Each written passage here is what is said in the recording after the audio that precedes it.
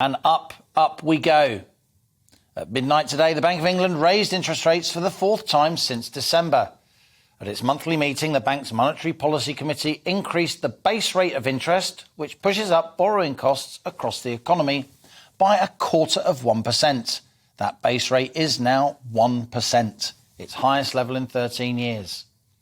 As the cost of living squeeze continues, rising prices in the shops are driving up headline inflation. In March, the Consumer Price Index was 7% higher than the same month last year, and inflation is likely to go up even more. But already, it's at 3.5 times more the bank's 2% inflation target. The Bank of England's raising rates because it needs to show it's serious about clamping down on inflation.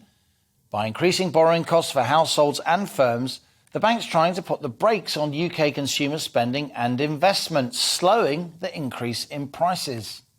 If the bank doesn't raise rates, the argument goes, then there'll be an expectation inflation will keep rising. Workers will push for higher wages, firms will put up prices in anticipation, with even higher inflation then becoming a self-fulfilling prophecy. But some would argue that high UK inflation has little to do with what's happening here. Conflict in Ukraine and related sanctions are pushing up oil and gas prices everywhere, given Russia's status as a massive energy exporter. Higher UK interest rates won't help make energy less expensive on global markets. Similarly, both Russia and Ukraine are major producers of wheat and other crops, with this conflict also pushing up food prices across the globe. Again, higher UK interest rates won't rein in our food price inflation.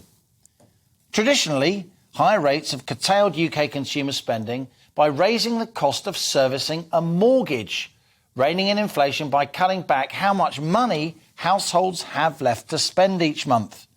But most households with a mortgage these days are on a fixed rate, so for now at least they won't be affected. There are in fact 8.8 million UK households with fixed-rate home loans, but just 2.2 million on variable rate or tracker mortgages, just 8% of all UK households. So again, higher UK rates are unlikely to slow down the housing market.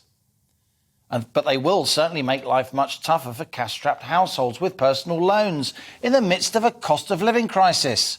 Households borrowed another £800 million on their credit cards in March alone, as many struggle to make ends meet, with personal debt now 10% up on a year ago.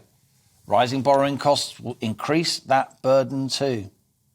The US Central Bank, the Federal Reserve, increased rates yesterday, and now the Bank of England has followed. There's huge momentum for further increases in UK rates in the months to come, at a time when firms, households and the broader economy are struggling, and that poses a difficult question.